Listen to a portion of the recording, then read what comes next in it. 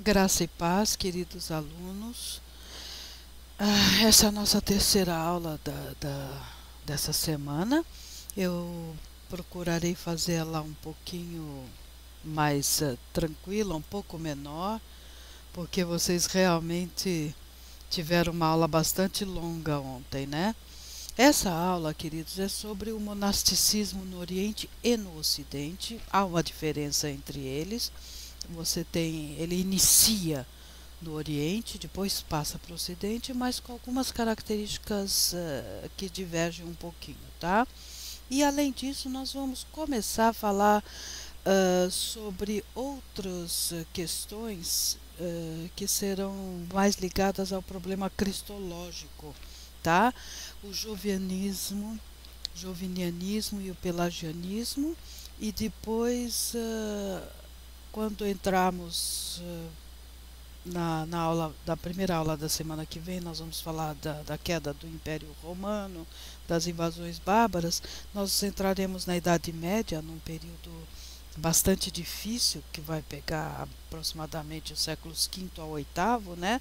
Nós teremos outras questões a resolver, outras heresias e coisas, ok? Então vamos começar, queridos, falando do monasticismo. Deixa passar isso. Vamos lá, vamos falar das causas do monasticismo, né? Eu coloquei, baseado nas minhas leituras, uma das causas como a doutrina dualista sobre a carne e o espírito. O que é essa doutrina dualista? Eu não sei se vocês lembram que eu falei um pouquinho, em que considera, por exemplo, daquele maniqueísmo, né? Que considera o mundo físico, o corpo, como uma coisa absolutamente má, enquanto que o mundo espiritual, né, é o mundo ideal que foge da materialidade e é o mundo bom, né? Outro fator que ajuda aqui vocês entenderam. Então é o monasticismo como uma fuga desse mundo físico, desse mundo material, desse mundo de convivência com outros seres humanos que poderia interferir aí na sua relação direta com Deus, né? Existem alguns textos bíblicos, vocês sabem disso, nas cartas paulinas, tal, que incentivam de certa forma o celibato. Não proíbem, gente, mas diz que é melhor ser solteiro, não constituir família para poder se dedicar melhor ao trabalho e à cristianização, né? A atividade missionária e enfim, dedicar-se totalmente a uma vida cristã, tá? Isso gerou uma série também de problemas, e vocês veem que hoje você tem na Igreja Católica o celibato, né? Os padres não podem casar, o que não acontece, por exemplo, nas igrejas ortodoxas, viu, gente? O padre não só pode, como deve casar, tá? E entra questões individuais, aspectos psicológicos, pessoas que se dão melhor dentro de uma vida solitária e que conseguem produzir melhor. Aqui eu vou ler para vocês um pedacinho do trecho do livro do Franklin Ferreira, A Igreja Cristã na História, na página 79, onde ele tem um capítulo pequeno, mas muito bom, sobre o movimento monástico, tá? Então eu vou ler esse trecho porque eu achei que é bastante interessante e traz algumas outras informações para vocês entenderem. Vamos lá. Com a cristianização do Império, alguns cristãos seguiram um caminho diferente. Para eles, a dita conversão dos imperadores ao cristianismo e, consequentemente, a facilidade de tornar-se cristão não era uma bênção, e sim uma tentação.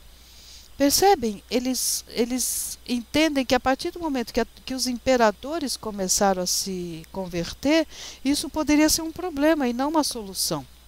A partir daí, continua a leitura, algumas pessoas que assim pensavam, mas não queriam deixar a comunhão da igreja, retiraram-se para o deserto, onde se dedicaram à vida monástica.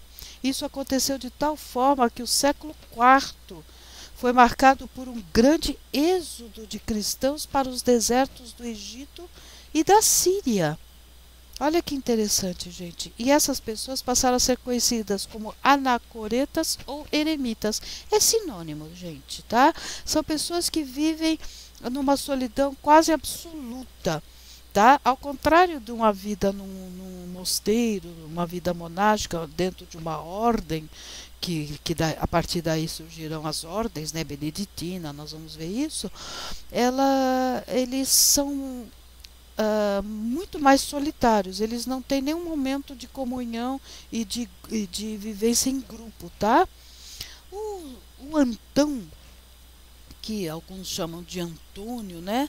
Ele é considerado o fundador do movimento. Olha, vamos passar o slide aqui, tá? Ele é considerado o fundador do movimento. O monasticismo, ele passou por várias fases, tá? Essas fases, principalmente as primeiras, só ocorreram no monasticismo do Oriente, da parte oriental do Império, o que a gente pode identificar como Império Bizantino, por causa de Bizâncio, que era o antigo nome de Constantinopla, ok? Então, práticas ascéticas vividas primeiro dentro da igreja. Então, o início desse monacismo não era sair, correr e se isolar no deserto. Era dentro da própria igreja, dentro da própria comunidade, haviam práticas, havia um momento de isolamento e de orações feitas não mais em conjunto, mas sozinhos. Aí já começa algum tipo de abandono da vida social para viverem como anacoretas ou eremitas. Aí sim, eles já não vão mais para essas igrejas, mas eles saem, eles partem para o deserto, tá? Principalmente Egito e Síria, como eu falei para vocês. Eles são conhecidos inclusive como padres do deserto. A gente vai ver isso, a gente vai ver a vida do Antão, né? E depois, dentro do deserto, gente, começa tanta gente que começam a se organizar de tal forma que isso começa a virar núcleo de mosteiros. Essa organização em comunidades dentro de mosteiros já é uma fase já mais avançada e é a partir daí que entra o monacismo no Ocidente. O Ocidente não tem essa primeira parte, por exemplo, dos anacoretas e dos eremitas, porque eles se restringem ao Egito e à Síria. E os mosteiros, nós vamos ver o Bento de Núrcia é na Itália, funda uma ordem e aí eles se organizam numa vida religiosa em comunidades, tá? Então, isso é mais característica do monacismo ocidental, ok? Vamos lá continuar, queridos. Vamos ver o monasticismo no Oriente. Então, eu vou poupá-los hoje de mostrar aquele mapa do Império Romano, mas pensem nele e lembrem que eu fiz um cortezinho onde a Itália fica no Ocidente e Constantinopla, Grécia e daí para a sua direita, né, olhando de frente para o mapa, vai ficar no Oriente, ok? Então vamos ver como era esse monacismo no Oriente. Ele difere e nós vamos ver depois no que ele difere do Ocidente. Vamos lá, querido. Os termos. O termo padres do deserto inclui um grupo influente de eremitas e cenobitas do século IV que se estabeleceram no deserto egípcio. É aí que se encontra a origem do monasticismo. Eu já vou explicar para vocês o que é cenobita. Eu vou dar inclusive a origem da palavra. Tá?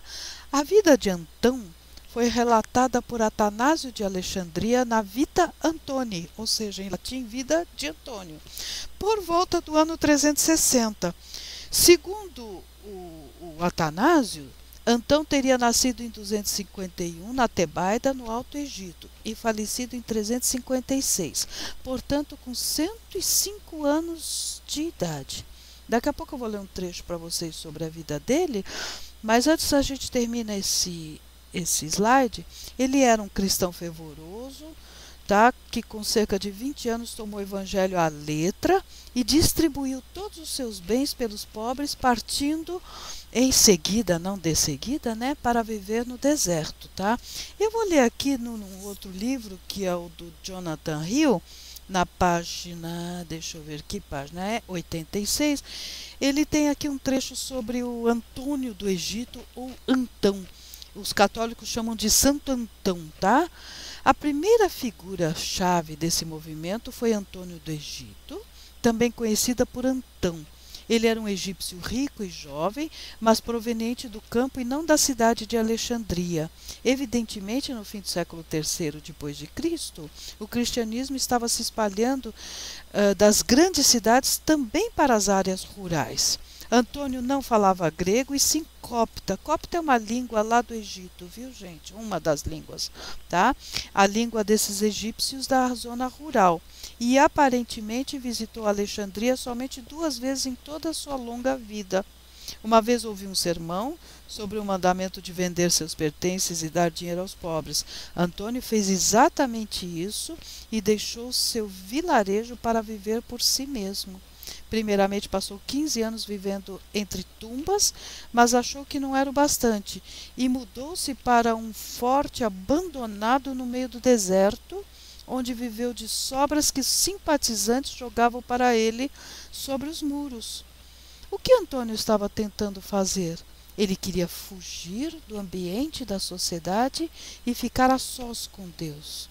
Ele não viveu esse seu caminho de autonegação em seu próprio benefício, mas porque acreditava que as posses, a família ou tudo que as pessoas valorizam mais do que o próprio Deus, intrometem-se no caminho do amor a Deus, tá? Então veja, esse foi o Antão, não confundam com Santo Antônio, tá, gente? Por isso que o correto é não escrever Antônio e sim Antão. Mas ele também na literatura vocês vão encontrá-lo com o nome de Antônio do Egito. Olha a região que ele nasceu, Tebais, tá vendo? Por isso que eu pus, olha aqui o Mar Vermelho, tá, gente? Tá, olha, aqui está Israel, ok? Então, aqui é o Egito, Alexandria aqui, tá bom? Que vocês já sabem a importância dessa cidade de Alexandria. Então, aqui você está no Egito, onde hoje é Egito, onde é Cairo, por aqui, ó, por aqui é Cairo, atual capital do Egito, tá? Vocês vão descendo pelo Egito e vocês têm a região onde o Antão nasceu, ok? Muito bem, vamos continuar. Eu quero tentar não fazer uma aula muito longa, tá, queridos? Porque vocês devem estar cansados e essa é a última aula da semana. Eu falei que eu ia explicar o termo cenobita. Cenobita do grego koinobio, de koinos. Koinos é comum. É a mesma raiz da palavra do grego koine, o grego comum, o grego utilizado no texto do Novo Testamento. Inclusive, eu fiquei muito feliz que hoje eu compartilho com vocês e com o pastor Paulo. Hoje eu recebi o convite para assumir o grego lá no seminário. Eu vou dar aula de grego bíblico. Então, esse grego bíblico ele é um pouco diferente do grego clássico, do grego de Platão, Aristóteles, tá? Do grego dos outros filósofos, enfim. Ele é o grego em que a Bíblia foi escrita. E como ela foi escrita num grego mais popular, ele é dito grego comum. Então, é o grego koine, porque vem de koinos, que quer dizer comum. Mas bios é vida, tá? Então é a vida em comum, é a vida em comunidade. Esse é o cenobita, ok? Então é daí que vem a origem, tá? E coenobium em latim pode ser traduzido por convento. O que é um convento? Onde as pessoas vivem juntas, é uma vida religiosa, ok? O cenobita é um monge que vive em comunidades retiradas, tá? Geralmente com os mesmos interesses ou princípios. Aí você começa a ter as ordens religiosas e tudo. Então tá aqui o monasticismo cenobítico, tá certo? Então vamos lá, agora vocês já sabem o nome. Deste tipo de monasticismo quem foi o fundador foi esse belo senhor, muito bem vestido, uma linda reprodução, uma linda imagem. Ele se chamava Pacômio, tá? O Pacômio, ele supostamente, não se tem muita certeza, ele teria nascido em 392, tá? E viveu até 348. Ele fundou um mosteiro em Tabanese, no Egito, tá? E as regras desse mosteiro enfatizavam a pobreza, a obediência e o trabalho manual. Tá aí no slidezinho para vocês. Então é uma figura muito importante, tá? E tem outros, viu, gente? É que eu não quero estender muito. O que é importante é que vocês percebam que vocês, em pleno século IV, vocês começam a ter esse movimento, que ele é muito importante, o monasticismo. É daí que vão surgir as ordens religiosas e o que hoje a gente chama de, principalmente no mundo católico, né? Você tem os conventos e os grupos vivendo em conjunto, tá? Vocês têm, por exemplo, não está no slide, não escrevi, mas em 358, o Basílio de Cesareia fundou um mosteiro na Ásia Menor, tá? Onde eram enfatizadas as orações 7 vezes por dia, por exemplo, tá? E vocês têm em 451 João Cassiano, que nós vamos falar dele ainda, fundou 2 mosteiros em Marsella. Marsella, que diz na Gália. Pensem na França atual, tá? Marsella fica na França, tá? O João Cassiano fundou esse mosteiro e elaborou uma alternativa à posição de Agostinho na controvérsia contra o pelagianismo.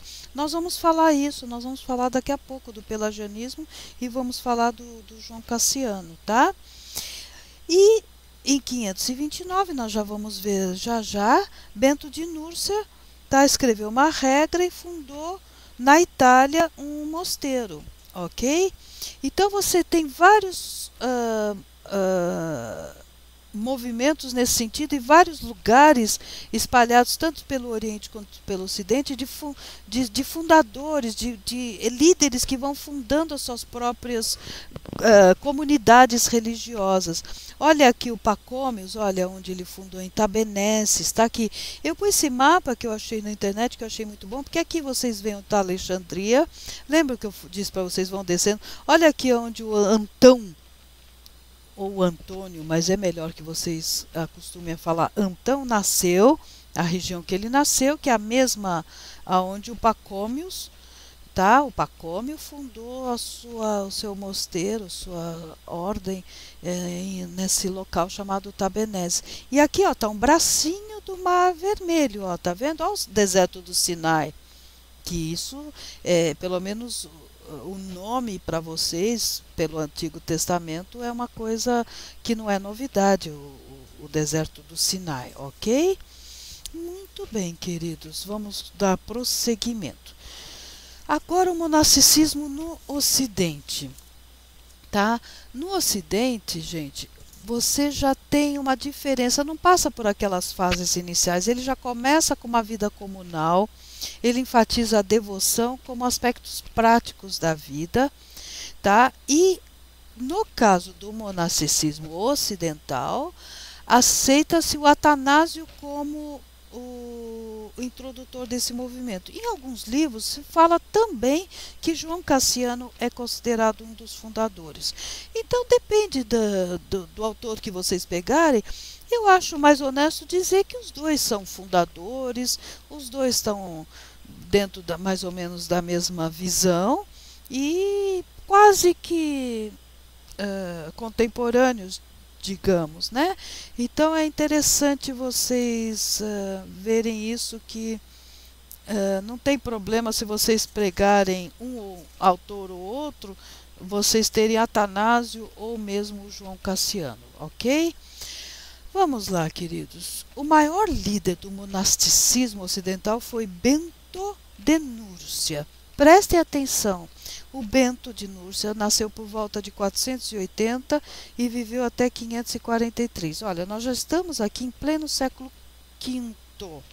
Então, nós já saímos do século IV. No Ocidente, as coisas aconteceram um pouquinho mais tarde, ou pelo menos esse movimento monástico se firmou dentro do século V, certo? Que já é o século onde praticamente o Império Romano do Ocidente já tinha caído, por causa das invasões bárbaras e tudo, que é assunto da nossa próxima aula, tá? Mas atentem bem para a fase que nós já estamos aqui entrando em século V. E aqui, queridos, a gente já pode começar a considerar a nossa história da igreja do período medieval. Já não é a história da igreja do período antigo, tá? Então vamos lá. Olha o Bento aí. O Bento de Núrcia. O que é Núrcia, gente? Núrcia é uma região, tá, da Itália, que é nascido Benedetto de Norcia em italiano, Benedetto de Norcia em latim, Benedictus. Nórcia, reino ostrogótico, por volta de 480, tá? E morre na abadia do Monte Cassino por volta de 547, tá? Foi um fundador do quê? Da Ordem dos Beneditinos. Por que Beneditinos? Porque ele é Bento, que em italiano é Benedetto, tá? Então é uma das maiores ordens monásticas do mundo, gente. Ela é importantíssima. E pensem no seguinte, queridos, pensem antes de ter preconceito e relacionar, né, com algumas coisas que talvez vocês não aceitem, como o protestantismo não aceita, mas pensem nessas ordens e nesses mosteiros como um grande centro de cultura, que eles davam ênfase à educação, um grande centro, queridos, de conservação de livros. De conservação de livros. Muitas coisas que nos chegaram até hoje, de livros antigos, eles foram preservados somente nos mosteiros. Se faziam cópias desses manuscritos e, por causa disso, nos chegaram até nós, tá? Então, eles foram também os monges, grandes teólogos, tá? Eles serviram como missionários, eles propagaram o cristianismo. Então, vamos, como dizia Jesus, dar a César o que é de César, né? Então, foi muito importante para a época e foi fundamental para a preservação de quase tudo que hoje a gente fala, como se fôssemos os donos do conhecimento. Não, nós devemos tributar e reconhecer que isso só foi possível em função desses grandes ordens religiosas que guardavam nos seus muros, dentro dos seus muros, obras e livros raríssimos. E além de guardar, eles faziam cópias disso, tá? Então, vamos lá, vamos o Bento de Núrcia. Olha onde é Núrcia, olha, está aqui, região bem central da Itália, tá? Só para vocês poderem ter ideia do que é. E aí vocês têm essa ordem beneditina que é muito importante.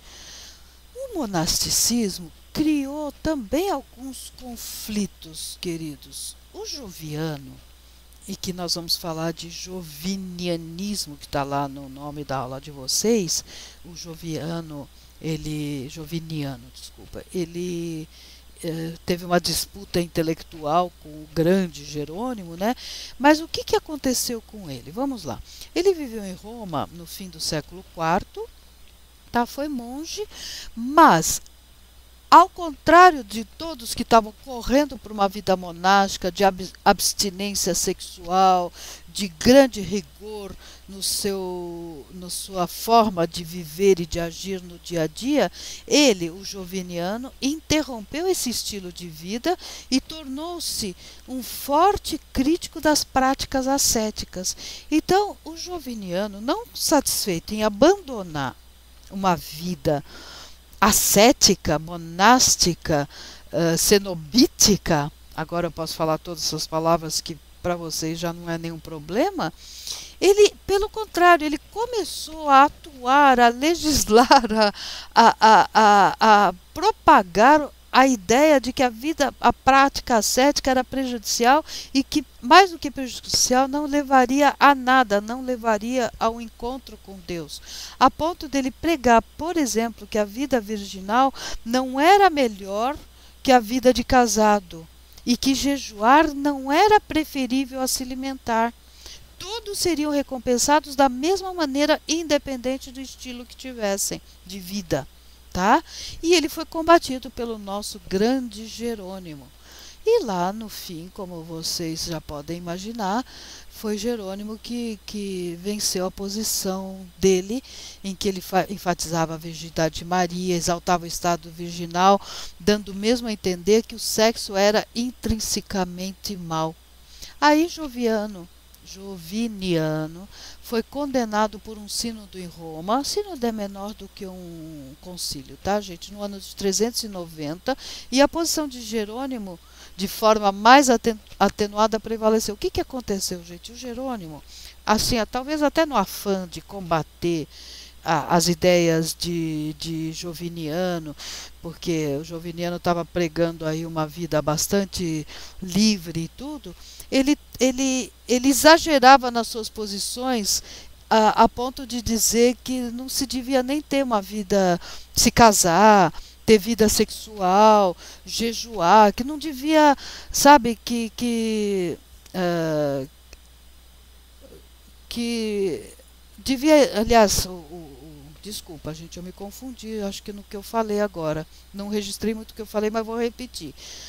O Jerônimo exagerava essas posições, que deveria não se casar, não ter relações sexuais, jejuar aos extremos. Só que depois o pessoal começou, mesmo o meio da igreja, começou a achar que era um pouco exagerado. E aí, quando a posição de Joviniano foi condenada, a posição de Jerônimo, já menos exagerada, menos radical, ela foi a que prevaleceu e a que permaneceu como ideal. Então é mais ou menos, eu acho que pelas minhas leituras eu posso afirmar que o Jerônimo entrou mais ou menos no espírito bíblico nesse caso, porque Paulo diz que é preferível, mas não é proibido. Não é verdade? Você não tem que ser celibato para ter uma vida religiosa e tudo mais. Então aí o Jerônimo meio que voltou um pouquinho, deu uns passinhos para trás e não deixou a coisa ficar muito radical, tá? Ok. Agora, a heresia pelagiana. Daqui para frente vocês terão alguns slides sobre o pelagianismo. Aí eu aproveitei, não está no título da aula, mas eu vou falar do semi-pelagianismo. Aí vai entrar o Cassiano, que a gente comentou. E eu tirei um slide das aulas dadas no Mackenzie, que eu achei muito interessante, com as 4 posições: pelagianismo, semi-pelagianismo, tá? E as outras 2 que a gente verá daqui a pouco, para que vocês tenham uma ideia do que significa cada posição, porque isso lá na frente, queridos, será uma das grandes divisões, por exemplo, calvinistas e arminianos, né? Então aqui tá a semente, a origem. Vocês precisam entender muito bem isso, ok? Então vamos lá. Eu estou pensando em fazer o seguinte, queridos. Vocês têm aí escrito tudo, né? E eu vou ler, antes da gente olhar o slide e ver se tem alguma coisa que eu devo explicar, eu vou ler no próprio Jonathan Hill o trecho em que ele fala do pelagianismo, ok? Preste atenção, porque é muito importante. Deixa eu só fazer uma observação. Assim como Joviniano teve a sua discussão, praticamente a sua posição em contraposição a Jerônimo, e Jerônimo combateu Joviniano, o Pelágio teve a sua posição combatida por Agostinho, ok? Agostinho, que nós veremos sobre a questão da natureza da graça, porque começam a entrar outras questões. Vocês tiveram as questões cristológicas das naturezas de Cristo e tal, e depois vem as questões da natureza da graça, tá? E aí é o germe das 2 posições majoritárias, digamos assim, embora cada grupo tenha as suas nuances, entre arminianismo e calvinismo, ok? Vamos ler pelagianismo. Joviano se fora. né? Porque a gente já falou dele, ele já acabou, a posição dele foi, como se diz, foi vencida, né? Mas a controvérsia não estava encerrada. Agora surgira um novo mestre, Pelágio, que acirrava. Se Joviniano fora julgado com muita complacência, Pelágio teve um julgamento mais severo. Ele, um bretão, tá? Chegou a Roma no fim do século IV e pensava que o estilo de vida ascético era importante. Ele não era um monge, mas vivera uma vida austera e tornou-se altamente respeitado como um mestre espiritual. Escreveu grande número de livros, muitos dos quais ainda restam e que fizeram dele o mais antigo de todos os autores britânicos. Pelágio ficou estupefado com o que encontrou em Roma. Agora que o cristianismo era a religião oficial do império, congregações haviam proliferado enormemente, mas a dedicação e o fervor dos fiéis estava declinando, né? E o Pelágio sentiu que as pessoas tinham relaxado. E para ele, pior ainda, era que o povo que justificava teologicamente essas perdas morais. Muitos questionavam se os seres humanos, desde Adão, não eram intrinsecamente pecadores. O pecado original significava não somente a pessoa ter tendência a fazer o errado, mas também que não conseguia evitar fazê-lo. Além disso, tudo ocorrera de acordo com a providência de Deus. Se Deus determina que você será salvo, você o será. Mas se Ele não o fizer, você não poderá fazê-lo por si. Portanto, por que tentar? Então, o Pelágio pensava assim, se é assim, então, para que eu ficar com uma vida ascética? De que me vale, tá? Fazer esse esforço moral, né? Aí Pelágio ensinava que todos os seres humanos não eram intrinsecamente pecadores, tá? Quando Adão pecou, deixou um mau exemplo para aqueles que viriam. Porém, isso não queria dizer que os outros deveriam segui-lo. As pessoas têm o livre-arbítrio e podem escolher entre pecar ou não. Estão percebendo? Esta posição é contrária à de Calvino, porque, por exemplo, os calvinistas dizem que o ser humano não pode escolher não pecar, tá bom? Continuando a leitura, na teoria poderiam viver sem pecar, tá?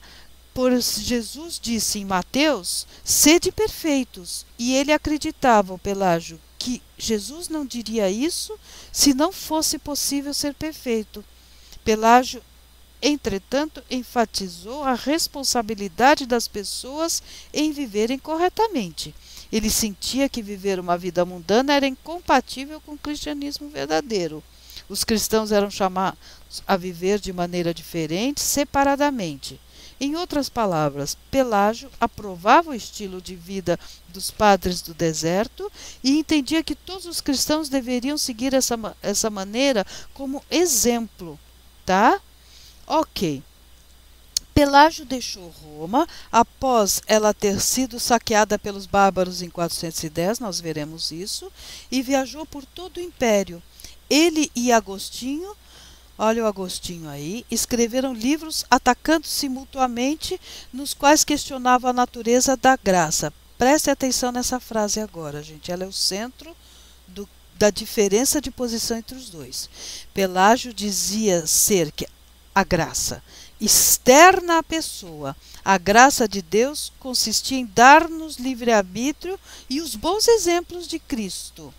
Já Agostinho afirmava que a graça era interna à pessoa. A graça de Deus, para Agostinho, significava que ele, por assim dizer, trabalhava dentro de nós para que agíssemos de maneira correta. Ok? Isto, queridos, foi pano para manga por muitos concílios, por muitos... Olha o Pelágio aí. Vamos só voltar um pouquinho. Deixa eu dar só uma lida no slide com vocês, para ver se a condição da igreja no início do século V criou uma oportunidade de trazer uma nova heresia que introduziu uma nova controvérsia que continuou com mais ou menos violência desde aqueles dias até o dia de hoje. Trata-se do pelagianismo. Ok. A grande heresia, o arianismo, que tinha até então agitado a igreja, originou-se no Oriente e era relacionada à divindade de Cristo. Ok. E agora esta nova, o pelagianismo, ela é proveniente aqui do Ocidente mesmo, e tinha por assunto a natureza do homem após a queda e suas relações com Deus. Então essa foi a introdução para falar de Pelágio. Ok? Vamos lá, aqui está o nosso Pelágio. Tá, a sua posição teológica, nós já lemos aquilo, você já tem agora uma ideia, então eu vou tentar falar de outra forma nesse slide. A sua posição teológica pode ser denominada de monergismo humano e foi expressa de forma mais desenvolvida pelo seu principal discípulo Celestes. Esse monergismo humano de Pelágio é assim chamado porque para ele o poder da vontade humana é decisivo e suficiente na experiência da salvação. Gente, é o seguinte, monergismo é um só atuando. Mono é um, ergos é trabalho, é força, é ação, tá? Então é só um atua. Então, para Pelágio, o homem é suficientemente capaz de ele, por sua própria vontade, se salvar. Entenderam o problema aqui em relação, por exemplo, ao que diz o texto bíblico, tá? Então, você tem o monergismo. Olha aqui, a vontade humana é decisiva e suficiente. Aqui é o problema, gente, é suficiente. Se a vontade humana é suficiente, a vontade de Deus não entra nessa questão. Perceberam? Perceberam então o que é o pelagianismo? É isso. A sua célebre frase expressa claramente essa mentalidade quando ele afirma: se eu devo, eu posso. Tá certo? A heresia pelagiana foi condenada no 15º Sínodo de Cartago, que foi iniciado em maio de 418. A heresia pelagiana foi condenada, mas as ideias dele prevaleceram. Não prevaleceram, não é a palavra, gente. Continuaram, permaneceram, tá? De alguma forma modificada, mas elas não morreram totalmente, tá bom? E aí você tem outras nuances de um monergismo, de um só atuando, você passa para um sinergismo, os dois atuando, Deus e o homem, né? Sin é junto, nergismo, ação conjunta, ok? Tudo isso ainda teremos oportunidade, eu acredito, de ver quando não vamos entrar em Calvino, porque a nossa matéria vai acabar antes de entrarmos na reforma, né? Mas, de alguma forma, talvez eu dê até algum adendo na última aula, se necessário, porque a última aula eu vou dizer preparando as ferramentas para a reforma, e aí fica adequado eu falar alguma coisa sobre isso, tá? Que é muito importante. Muito bem. Algum tempo depois, a reflexão teológica iniciada por Pelágio ganhou um novo capítulo, pois na Gália, que é a atual França, surgiu uma segunda opinião acerca do tema. Olha aí, vamos agora o Cassiano, que eu já comentei que a gente ia falar do Cassiano, ok, queridos? Então, olha que interessante, olha que imagem bonita, tá? Acredita em mim, aqui está escrito Cassiano, tá bom? E essa é uma reprodução, esse tipo de arte, gente, que eu pus agora no começo dessas primeiras aulas, esse estilo é um estilo muito bizantino. É o estilo bizantino, quer dizer, do Império Romano do Oriente, tá? Vocês têm essas características, até as letras em que se escreve, vocês veem que não é na latina nem grega, tá? Então é um tipo de arte muito bonito e por isso eu gosto de pôr essas figuras para vocês, tá? Vamos lá, queridos, está acabando mais um pouquinho, tenham fé. Vamos lá. Isso. O monge de Marsella, na França, João Cassiano, o fundador do monasticismo ocidental, lembra que eu falei dele? E escritor da instituição do monasticismo, criou o chamado semi-pelagianismo, afirmando que a graça de Deus auxilia no momento de se vencer o pecado, mas que a iniciativa ainda precisa ser do homem. Estão vendo? Mas aí o que ele fez, gente? Ao contrário de Pelágio, ele colocou Deus na jogada. Porque Pelágio não tinha nem colocado Deus na jogada. Diz que a vontade do homem era o quê? Suficiente. Aqui não. Aí o Cassiano falou, não, veja bem, não é bem assim, coitado, vamos colocar Deus nessa relação aí, porque senão fica muito, né, estranho. E disse que Deus auxilia no momento de vencer o pecado. Ainda, queridos, ainda está um pouco forte, né, para a visão bíblica, pelo menos, né? Então vocês vejam que isso o homem precisa dar o primeiro passo em direção a Deus. E só então Deus irá completar o processo de salvação do homem. Então esse é o semi-pelagianismo. E ele foi pensado, ele foi proposto por João Cassiano. Claro que João Cassiano nos escreveu assim, eu estou propondo o semi-pelagianismo. São nomes que os estudos teológicos foram dando depois. Também foi condenado num sínodo de Orange também é na França, tá? Que foi mais ou menos em julho de 526. Tá certo?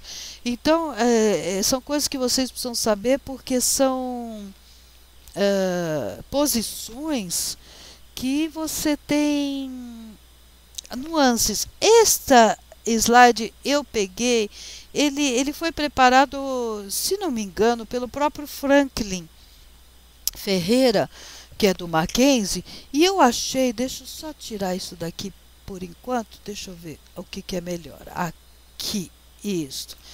Eu achei ele muito interessante, porque aqui vocês têm as 4 posições, pelagianismo e agostinianismo. Lembra que são os dois, Pelágio e Agostinho, né?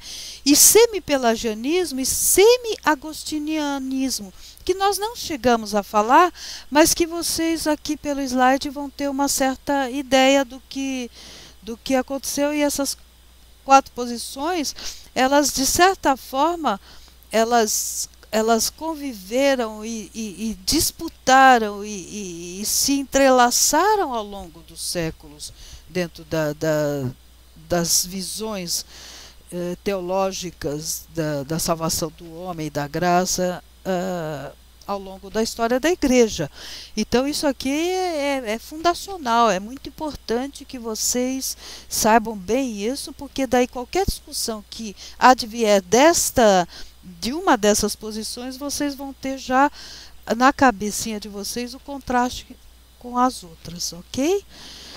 É isso, queridos. Eu espero que o resto da semana vocês consigam ler e estudar bem, tá? Eu vou passar mais um texto para vocês que não é leitura obrigatória, mas o pastor Paulo vai explicar para vocês. E não se esqueçam que no final da semana teremos a prova, ok? Um abraço a todos. Obrigada.